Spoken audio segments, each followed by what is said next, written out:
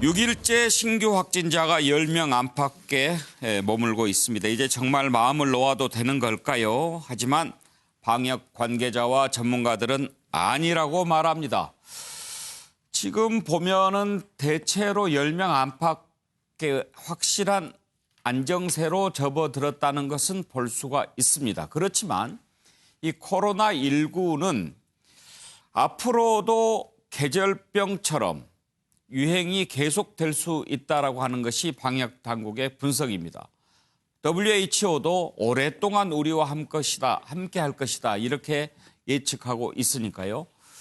지금 백신이나 치료제가 나와야 확실하게 종식을 시킬 수 있을 텐데 미국 FDA는 내년 3월쯤에나 백신이 가능할 것이다 이렇게 전망하고 있습니다.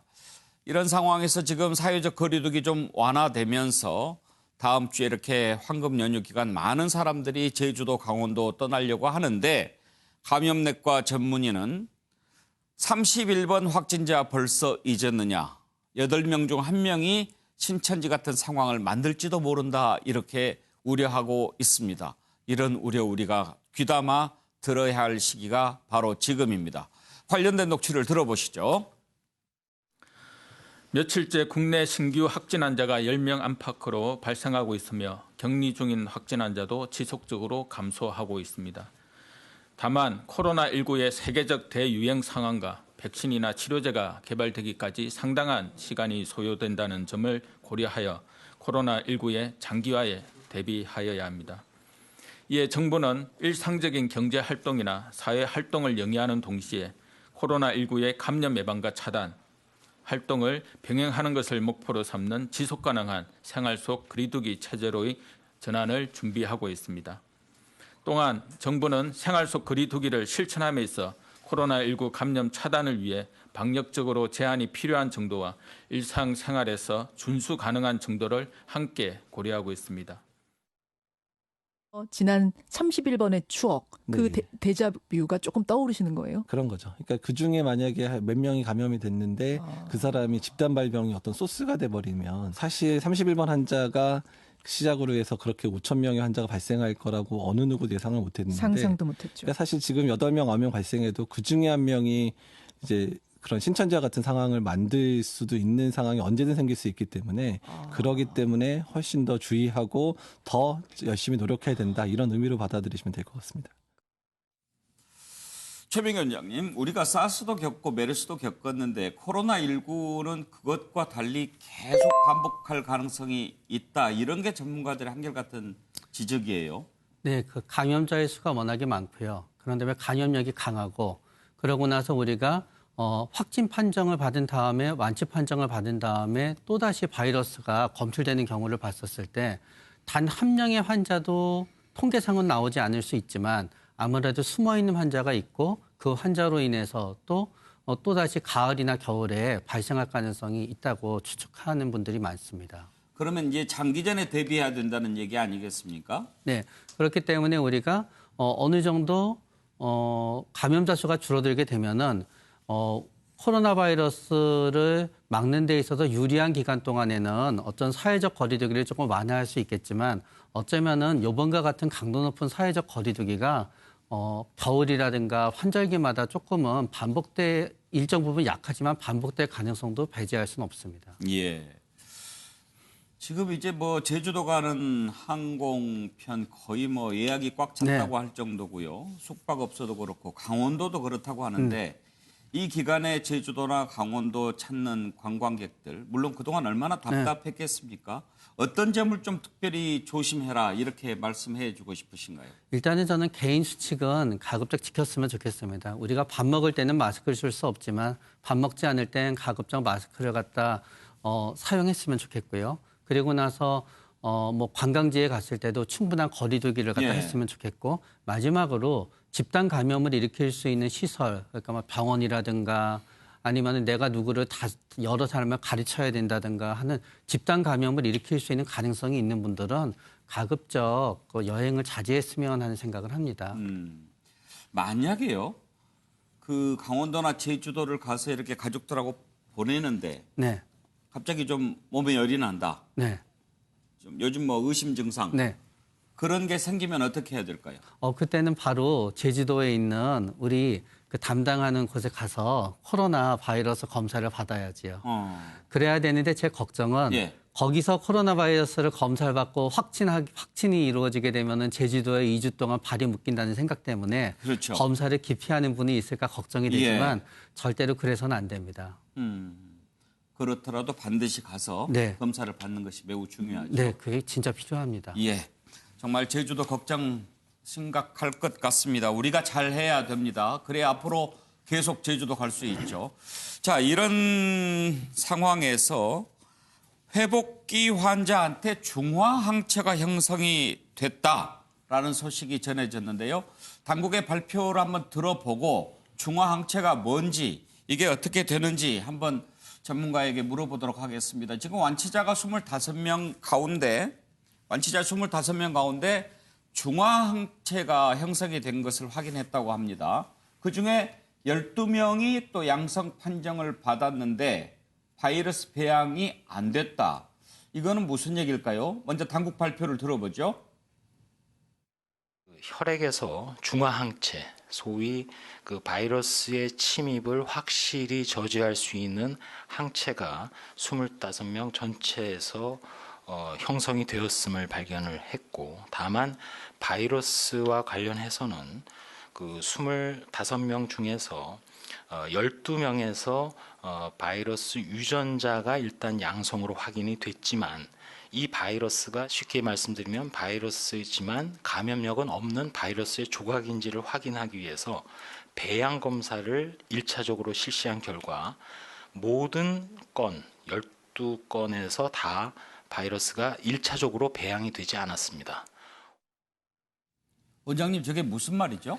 일단은 우리 몸에 세균이 됐든 바이러스가 들어오면 항체가 생기게 되는데요. 예. 그 항체가 충분한 면역 기전을 작동시켜야지 바이러스를 죽이게 됩니다. 예. 항체는 생겼으나 면역 기전을 갖다 작동시키지 못하면은 바이러스가 있구나라는 것만 알게 되는 거지 바이러스는 못 죽이는 거거든요. 그런데 중화항체는 항체가 있고 그 항체가 충분한 면역 기전을 작동시켜서 바이러스를 갖다 퇴치할 수 있다는 의미가 되는 그렇게 작동하는 항체를 중화항체라고 하게 되는 거고요. 예. 그런데 중화항체가 있음에도 불구하고 바이러스 검사에서 양성이 나온 이유는, 그러나 어쨌든지 간에 그중에 절반은 양성이 나오지 않았습니다. 그거는 완전히 절반에서는 중화항체가 작동을 잘했다는 의미가 되는 거고요. 절반쯤에서 나오게 된 양성의 의미도 그게 온전한 바이러스 형체가 아니라 바이러스 조각이었을 가능성이 있다는 얘기가 되는 것 같습니다. 그렇기 때문에 온전한 바이러스가 아니기 때문에 우리한테 감염을 일으킨 우려가 되는 건 없는 거고요. 그러나 통계는 누적되어서 만에 하나 복균자가 있지 않는지는 계속 추적 검사를 해봐야 될 것 같습니다. 일반적으로 바이러스의 특성이 그렇습니까? 아니면 코로나19가 특히 그렇습니까? 예를 들어서 우리가 수두 같은 경우는 한 번 앓으면은 평생 다시 앓지 않습니다. 예. 그런 다음에 홍역 같은 경우도 대부분의 경우에서는 평생 다시 앓지를 갖다 예. 않습니다. 그런데 이제 코로나 바이러스 같은 경우에는 조금 달라서 지나간 다음에 어느 일정 검사 이하로 나오지 않아서 완치라고 판정을 받았는데 그 다음에 다시 양성이 되는 경우는 있었습니다. 그렇기 때문에 중화항체가 있고 중화항체에 의해서 충분히 바이러스가 파괴되었다고 우리가 추정을 하긴 하지만 그러나 아직은 통계가 누적이 되지 않았기 때문에 만에 하나 만성 복균자가 있을 가능성도 저는 추적해야만 된다고 생각합니다. 재양성 사례도 지금 꽤 많지 않습니까? 네네. 네. 예. 그래서 그 재양성이 그냥 재양성이고 곧이어서 그게 감염이 없게 되고 감염력이 없어야 되는 건데, 결국 복균자라고 하는 거는 바이러스가 낫지 않으면서 평생 내 몸에 바이러스를 갖고 다니면서 남을 갖다 감염시킬 수 있는 가능성이 있는 사람이 있거든요. 아직까지는 그런 사례는 없지만 그런 사례가 있지 않나를 추적하지 않으면은 우리의 방역에 구멍이 뚫릴 수 있는 가능성은 있습니다. 예. 알겠습니다. 해외 상황 살펴보겠습니다. 미국, 일본 한번 들여다볼 텐데요. 일본은 지금 이제 의료 붕괴가 현실화되고 있다 하는 우려가 커지고 있습니다. 병원 밖에서 숨진 사망자 수는 알 수도 없는 정도입니다. 도쿄 종합병원에서 집단 감염으로 200명이 확진 판정을 받을 정도인데요. 이렇게 뒤늦게 수습에 나섰지만 이제 손쓰기 힘든 정도까지 악화되고 있는 상황입니다. 미국은 각 주마다 지금 사정들이 전부 다른데요. 어떤 주는 아직도 방역이 가장 중요하다라고 하는가 하면 일부 주는 이제 경제가 더 중요하다라고 하면서 경제 재가동에 시동을 걸고 있기도 한데 과연 그래도 될 상황인지 우려하는 목소리가 높습니다. 관련된 녹취를 먼저 들어보죠.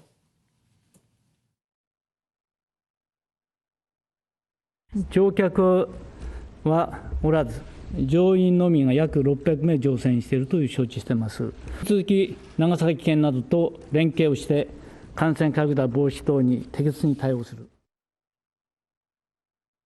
CDC has consistently weakened its recommendations on the protection that nurses need against COVID-19. Right now, the CDC is telling hospitals that it is recommended that they only provide us with bandanas, scarves, or surgical masks. We need President Trump to immediately and fully invoke the Defense Production Act to order manufacturers to urgently increase production of respirators, face shields, coveralls, gowns. 최민기 원장님, 일본은 이제 뭐 뒤늦게 나서서 앞으로 좀 더 지켜봐야 될 상황인 것 같고요. 그런데 미국 같은 경우에 우리도 물론 경제가 많이 어려워졌고 살기가 힘들어졌지만 그래도 방역이 가장 우선이다.